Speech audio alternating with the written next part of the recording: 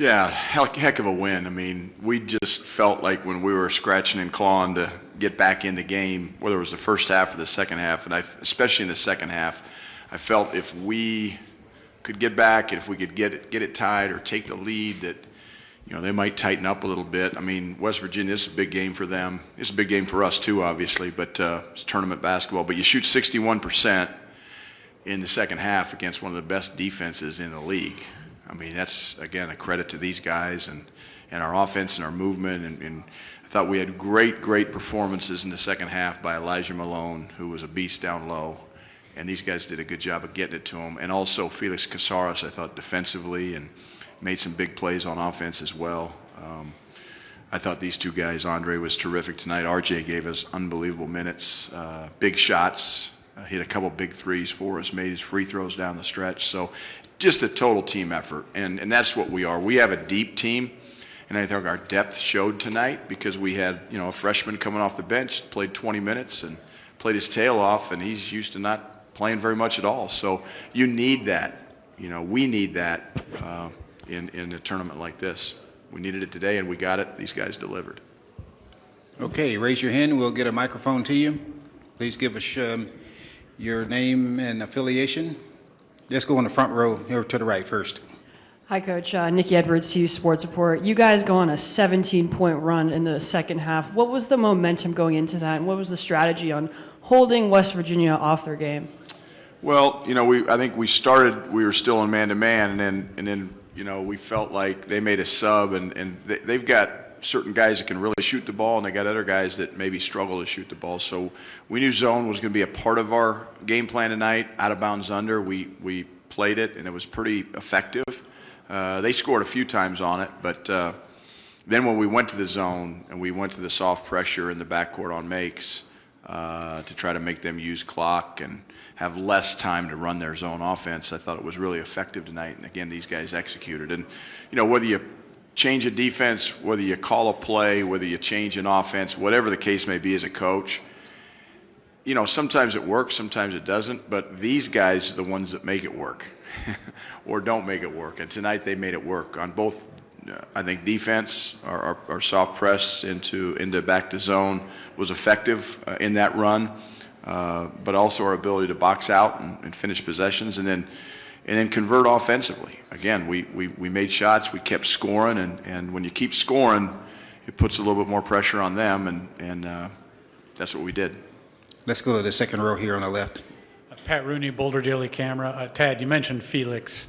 Yeah. Javon Small obviously is a great scorer, got off to a hot start today, but this game turned when you put Felix on Javon Small.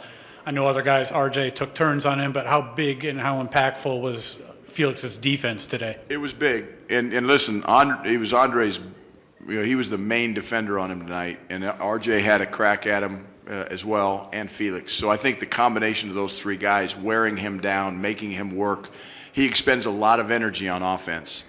The other thing we did in the second half, we changed our offense to get him chasing one of our guys, whoever he was guarding. We were going to run him off screens on the baseline and make him expend energy on defense. So, we did that in Boulder. We didn't do that offensively, but we did it defensively.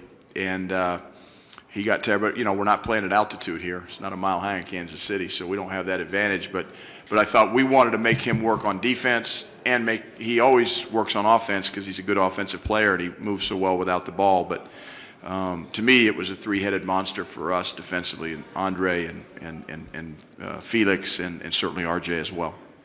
Okay, we got two on the front row. Let's go with this one first. Hey, Coach. Liam Howard, ScoBuff Sports. After you guys took the lead towards the end of the game there, you guys were, passing up. You had a lot of good looks on shots that you could have gone for early in the shot clock, but managed to work that clock down and finish that game out. Finishing games had been a struggle for a long time, and now this is something you guys look like you are doing so naturally. What do you have to say about just your players and the quality of play they're delivering at the end of these games to close them out? Yeah, again, credit goes to them because we haven't been in that position, to your point, a lot this year. We haven't been ahead late in games. We've been behind, fouling and scratching and clawing and pressing and trapping and doing whatever we do to get back in the game. And with about 3 minutes to go, 3:09, I think, was on the clock at the last time out. That's when we finally started. Because I think if you start using clock too quickly, you can lose your momentum offensively, and we don't want to do that. So we kept being aggressive offensively, just getting great shots. But with 3:09 to go, we said, okay, now the clock's our friend. We want to get deep in the clock and make plays. And I think the play of the game was we got deep in the clock, and I think it was Trevor maybe found RJ out at the top of the key, and RJ was wide open, and he nailed the three. And that's what you have to have. And that really kind of, I think, was the first nail in their coffin. Would like to handle the press a little bit better at the end than we did, but again, that's, I think, a result of not being in that position a lot. Okay, let's go right here. Oliver Hayes, 24/7 Sports. For RJ, you've been up and down shooting the ball this season, but obviously 3 threes tonight, and the big three that Tad just mentioned. What was going through your mind today, but specifically on that last shot? Just provide anything to help my team win. Tonight, my shots were falling, so my teammates kept encouraging me. They keep encouraging me to shoot, even though I have an up and down season shooting. And tonight they went in, so yeah. Okay, let's go here on the front row. Leo Rivera with Scobuff Sports. Question for Andre. What was the communication aspect like on the defensive end? It seemed like you guys were doing a really good job of switching and passing over these calls. Is there anything specific that you guys changed up or anything that you would like to share? Not really. We just switch our defense a lot.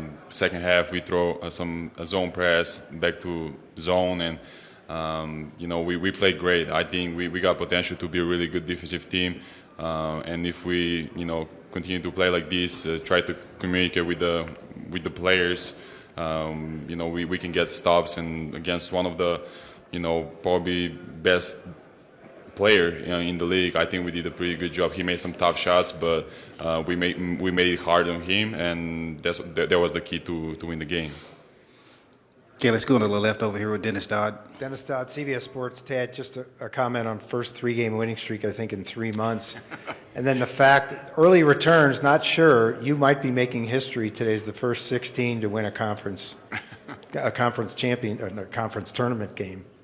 I don't know. Well, I think we're the only 16 because the first year we were 16 teams. So, I mean, ever in the history of Division One. Big East Division had One. 16, I think. Did they? Yeah. You know a lot more about that than I do, Dennis. All I know is we're ready to take on Houston, and we'll worry about that tonight. But really, really proud of this group because we have had a rough year in terms of coming up short in some of these games, and these guys have stuck together. I've said it a lot of times, and I'll say it again, but I'm really, really proud of this group.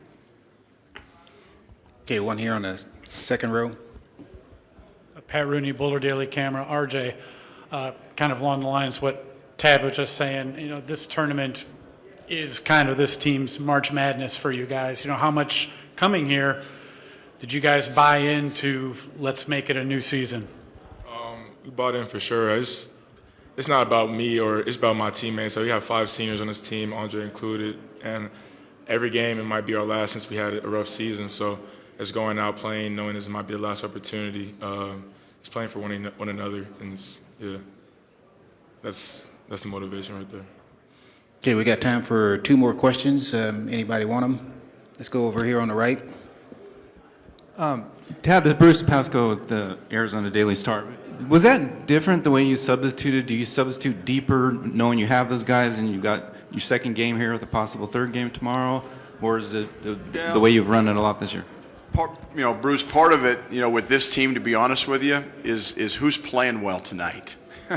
And, for example, Felix, he normally doesn't play 20 minutes tonight. But he played 20 minutes tonight. He doesn't play 20 minutes a game. He averages probably, 8 or 9? I don't know what he averages, but he doesn't get that. But we stuck with him tonight because he was playing so good. And we have one of those teams where if a guy's playing good, we got to ride him. And now he might not be playing good tonight, and it's not like I'm benching him. It's just you're going with somebody else, and because we do have a lot of capable players on our team, and tonight's I always look at the plus minus column in the stat sheet. We had 4 guys come off the bench that were plus, versus plus minus, and so you got to ride those guys, and we had a few starters that had minuses by their name. It just wasn't their night.